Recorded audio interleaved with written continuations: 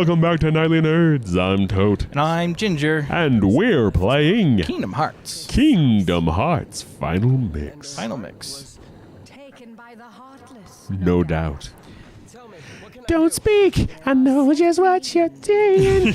So please stop explaining. Don't tell me 'cause it hurts. So yeah, this is something that like immediately went over my head as a kid. Because there's different things in this game that just like unless you pay close attention, you won't notice it. Okay. But so like in our last session when like Riku grabbed the Keyblade and it didn't immediately disappear from his hand, and he found Kairi, but she doesn't have her heart in her. And interesting. if you remember it on Destiny Island before we left, it's Billy like, Zane.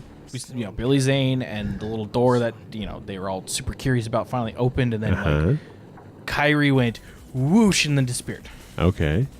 Her heart's in Sora. Ah. And so that's why her heart is empty. Is empty. Or her body is empty with no heart. So yeah, originally in the first Kingdom Hearts, he sneezes you out, then he goes away. Oh, But okay. we can actually revisit it because we kind of need to. Ah. A hook? A yuck. What does it sound like when Goofy swears? Yeah, we already heard. They already did this show. A fuck? So stupid. A Radin. All right, select world. There's a new tournament being held. Yep, and we'll do those later. All right, so we're gonna warp drive because we have a warp drive To Traverse Town. Bawoosh. So we were talking a little bit about this before we started recording, and I brought up something, and then it led to a more in-depth conversation. I'm just gonna give a little update for folks I know out there. As of recording this, I'm down about 100 and probably 13, 14 pounds. Oh, yeah. Forgot we were gonna talk about that. My weight has dropped significantly. I still have a bunch to go. At this rate, I'm gonna be down to the weight I was in high school by my birthday coming up here in May. So I'm super excited. But on that same note, you have, because I'm doing this, people ask me questions and ask for advice, and then you start seeing things around, and it's what I'm doing for my weight loss is I'm doing keto and intermittent fasting. Yeah. And keto is a diet choice, style. It's not bacon like people think. Yeah. Actually, a lot of leafy greens and stuff like that. Just you have meat and fat. It's a reduction of sugars. It's about sugars, no carbs, no sugars. It's about sustaining yourself on fat. So then when you don't have food in your stomach, your body doesn't have to transition to burn the fat in your body. It's already in that mode, so it just keeps burning fat and just burns the fat in your body. That's right, I remember. I think for me, I'm going to say this: the bigger, more important part is the intermittent fasting. There's a lot of things it does for you that are really good. And it's like a catalyst with any diet. Yeah. So if you want to switch to like a vegan diet or a vegetarian diet or a pescatarian, keto, Atkins, I don't know anyone does Atkins anymore though. No. It's not the hit thing. South Beach diet, or just cutting back. If you cut back and you use intermittent fasting to do it, you'll see vast improvements. And all intermittent fasting means is you don't eat anything but water, drink water. You can have tea with no sugar or cream in it, and coffee with no sugar or cream in it. Those are basically the three things you have. And then salt. You can have some salt if you need it during a 16-hour window. If you include your sleeping time, that's about 8 hours, and getting ready for going places and getting ready for bed, that adds a couple hours on either end of that. So basically you just have like a 6-hour window where you're not going to eat. So you skip breakfast or you skip dinner, and you just do the two in between. And so you have an 8-hour window of when you can eat. I've gotten down for me because I'm doing dramatic weight loss, where I basically eat one meal a day and then maybe a small something later within that window. But I've actually shortened my window to about 4 to 5 hours. So I'm doing 19-hour fast or 20-hour fast. And then occasionally I do an extended fast where I fast for 2 or 3 days. Like right now I'm in the middle of a 3-day fast. Actually almost at the end of a 3-day fast. And I do that for different reasons. That's not for weight loss. That's for like resetting things or cleaning my system. There's a thing called... there's a lot... If you just look up intermittent fasting or just look up fasting in general, there's a lot of health benefits to it. Yeah, that's basically what I'm doing. But and then you had a thing. You got into an argument with somebody about fruit. Yeah. So it was initially it's like my mother's been thinking about doing keto because she wants to remove the use of like, so she takes these diabetic pills because both her and my dad are diabetic, and she wants to try and remove it because like it's giving her weight, and like she's putting on pounds because of it. So it's like she get the ideas from my uncle who's also on keto. But yeah, so it's like I asked Larry about different I was types of pre-diabetic and now I'm not. And I was asking tips and whatnot because he's the only person I know that I have like immediate contact to talk about. And you've seen the success I've been having. And like my mom also wants to say that she's like incredibly proud of you because she says you look like you did when you were a kid. Yeah. And and pretty soon I'm gonna be even thinner than that. I mean, like I'm honestly I'm losing a pound a day, if not more, at this rate. So I'm counting days for pounds at this point. Nice. Now it's gonna level off here soon because there's gonna be a point where I don't have as much fat to lose, and I have a lot of loose skin right now, and it's gonna get worse. But I'd rather have loose skin than be fat and unhealthy. Because when you're fat and unhealthy, you're ugly still, and so a little bit of ugly loose skin, I'd rather have that and be healthy. Yeah. But anyways, continue. So like I encountered someone on Discord who was blindly following this keto rule set and whatnot. It's just like he started complaining. He's like, I wish I could have fruit. And I'm like, well, you can eat some berries. Yeah, so here we go. You say blindly following every keto. You look up keto and what you can have. Every single keto resource that I've ever looked up, berries are on the list. Yeah, because the dietary fiber. Because a cup of berries can. A single cup of berries is equal to 3 grams of carbs, which is very insignificant compared to like rice and potatoes. Well, yeah, basically any other source of carbs, it's almost nothing. Yeah. Honestly, so there's 2 ways to count carbs. There's net carbs, and then there's just straight carbs. Yeah. And the danger of always counting net carbs is people try to trick themselves and they end up getting too many carbs. Yeah. So one of the rules is, so there's different ways to try to get to ketosis. There's like basically being like super like hyper ketosis, is where you're going to be like, your limit is 20 carbs a day. Yeah. And that's kind of where I'm at, but I'm doing extreme weight loss. For the average person, if you're under 50 carbs a day, you're going to be in a ketosis state during your fast. If you're doing intermittent fasting or during the night, you'll go into ketosis.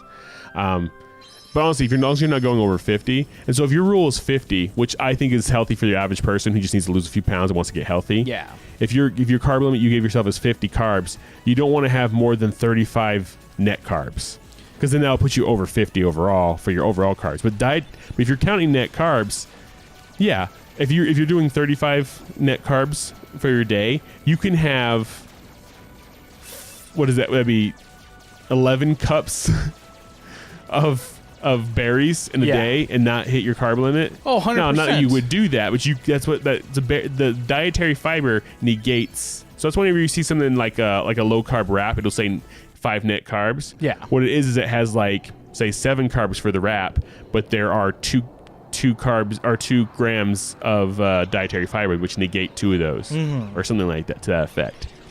But it was like the simple fact that he was just like he was dead set. You cannot have any fruit. He didn't even bother to do research. It's like well, that's dumb in and of itself because you're denying yourself vitamin C, which is and other vitamins and other minerals and other things you get from fruit and fiber and just like all this stuff that you're supposed to have. There are better sources if you want to do a strict carb keto diet, but yes.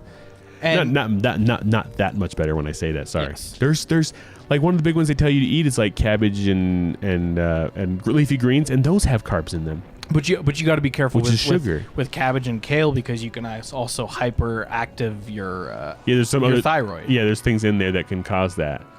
But yeah, that's the fact funny that to me. He was blindly following it. It's like that's not something you do with a diet. A diet is a lifestyle change, not I need to lose weight. So yeah, one of the things there's a doctor, I can't remember his name right now off the top of my head. He's not doctor, he's a dietitian, and there's a difference between a dietitian and a nutritionist. A nutritionist and a dietitian. Yeah. I believe nutritionist anyone can be. Yes. You can just claim to be that. So I can claim to be a nutritionist. I think it might be the other way around. And a dietitian, you actually had to have a degree. He's the one that he has the degree for it. Yeah. This guy. And he basically said no one ever got fat eating fruits and vegetables. Yeah. Realistically. It's all the processed junk that we eat too. But when you're doing what I'm doing, I'm trying to cut dramatic weight, so I'm going to cut out some of those higher sugar fruits and vegetables. Juices are horrible. Never do juice if you're doing keto, because that's just the sugar. If you're going to eat, if you really want a piece of fruit, eat the whole fruit. Yeah. But and there's certain things you should completely avoid, like bananas, because they're starchy and sugary. Bananas, watermelon. Yeah. Because certain things, admittedly, like I agree with this. No one's gotten fat off of eating fruits and vegetables, but certain fruits and vegetables have been genetically modified that are a lot unhealthier than they used to be. And they're full of sugar. Yes. But what I was going to say is, like, part of this whole diet is listening to your body. So, when you're craving candy bars and like pasta and stuff like that, your body's saying, give me sugar. Your body wants sugar, you want sugar. But when you're craving a piece of fruit, in my opinion, your body's not telling you, I want that. The sweet is there. It's probably a factor. But your body's probably telling you that we're missing a vitamin or some fiber or some antioxidants. Yes. So have it, And you don't have to go all out. It doesn't mean gorge. It's like having an apple once in a while. It's still good for you. Diet isn't a weight loss. It should be. Thing. It should be a lifestyle change. It's a lifestyle change. It's teaching yourself moderation. Which is why I also like to preach intermittent fasting. Like, what is it? I get some shit from my mother because I'll eat at weird times in the day, but it's just like I only eat like essentially 1 or 2 meals a day. So here's the thing about that there's that myth that started, like, you shouldn't eat after a certain time, like never eat after 8 o'clock. That whole myth, or never eat right before you go to bed. You can eat right before you go to bed, but it's not about the timing. It's about the window you give yourself. You can go through that window at any time, but then once you've gone through that window, you have to wait till you can go through it again. Yeah. So that's the key to it. You also don't want to go to sleep while like your stomach is being super active, because then you can get like kind of an acid reflux. No, for some people, yeah, I don't have that problem, but. Done, Sora. I'd like you to be a part of this year's Halloween. What's this Heartless doing here? I mean, there are lots of little tips and tricks for doing any diet. For me, the reason I talk about keto and intermittent fasting is that's the thing that works for me. Yeah. And I did a video on Facebook with a friend of mine who also does it, and he's like he's actually a model. Yeah. And he's a pretty legit guy, super health fitness guy. He's been working out his whole life, basically his whole adult life. Hits the gym 5 days a week kind of guy. But another friend of mine also who I met through him in a way, but not really. Mm-hmm. Who also he lost 240 pounds, and he's on the end step now where he's trying to now tone the body. Yeah. But yeah. So some of the things we talked about is how it's almost too easy. Mm-hmm. That's what I want to get across to people is. If you've done diets that don't work, try it out. They're going to be like that first month's going to be difficult. But once you push past the first couple of weeks, it really gets a lot easier. Once you get past that first like month and a half, for me, it's become almost too easy. Yeah. Like I can literally go. I don't weigh myself every day because I know that in a week I'm going to lose 7 pounds. Yeah. Because I'm losing about 1 pound a day. And I just know it's going to be that way. And then when I weigh myself, I'm either like, yeah, that's right on track, or I'm like, ooh, I lost a couple extra pounds I didn't know I was going to lose this week. Oh yeah. So it's every time I weigh myself, I'm happy. I get excited for it. Like I literally get excited about weight loss. All right, so we're gonna take. I love the skin they have on right now. This whole undead thing going. It's great. It's Donald looks awesome. And I also loved. I incredibly love the kind of werewolfy, goofy. No, so what I really love about the Nightmare Before Christmas world is it has absolutely nothing to do with the story. It at most it's they're trying to get the Heartless to dance at the Halloween festival. Because innately so far the Heartless aren't seeking out people's hearts. They aren't doing stuff like that, and so like they're just trying to create a performance with it, and Oogie Boogie steps in to mess it up. Of course. And so that's the most connection to the Nightmare Before Christmas world that or the Nightmare Before Christmas story that exists. But I'm just like, that's perfect. Like, I don't need anything more than that. Yeah. Because the world and the experience is great. And the bigger surprise too is Jack. You would think he'd be like this badass warrior. He's a mage. he's a full blown mage. Like, if you look at the abilities that he gets, Icy Terror, Bolts of Sorrow, Ghostly Scream, Blazing Fury. I'm just like, oh yeah, it's like you're replacing Donald every freaking time. All right, so let's go see if we can introduce ourselves to my favorite Nightmare Before Christmas character. Ah. Yeah, Yeah, I totally went on a keto rant there, but I enjoy it. It's good. And I guess the other part, it's not just a keto rant per se. Here's the other thing too. If you pay attention to the Shadow Heartless, they have like a cloth-like texture to them. Ah, cool. So like the Oogie Boogie sack kind of texture. Yeah. And I was just like, that's an amazing touch. That's a little polish. Those guys too. We'll meet them later, but like we're first introduced to these guys here. But later on, they lose that cloth-like finish and get like a glossy texture. I will say, like, there are some like weird inconsistencies in this game. Like, the Deep Jungle didn't look that good. No, it didn't. But and even Alice in Wonderland didn't look that good. But like Aladdin looked really good. Yes, like the Agrabah world and you can tell, and the Cave of Wonders. And this looks pretty good. It could be a little bigger, but it still looks pretty good. They've captured the essence better. Yeah. So like, there's hey, Zero. He is my favorite character. I like Zero. So yeah, there's 3 major locations in the Nightmare Before Christmas world, and I'm just like, that's all they needed. They did Halloween Town. They had the graveyard, which is connected to the I believe it's called Starlight Hill, but the twirly little. I have a hill. picture of it somewhere. And then Oogie Boogie's mansion. That's all they needed. And whoa. I'm the Oogie Boogie Man. Oh yeah, and then here's the other connection: is Sally's telling him not to do it. Of course, I love Sally. I love Nightmare. It's one of my favorites. Got Jack and Sally, Oogie Boogie Man. All right, so we'll finish this cutscene, and then that'll end this episode. Lock, Stock, and Barrel. Oh, who you're about to see, actually. Hi, there they are.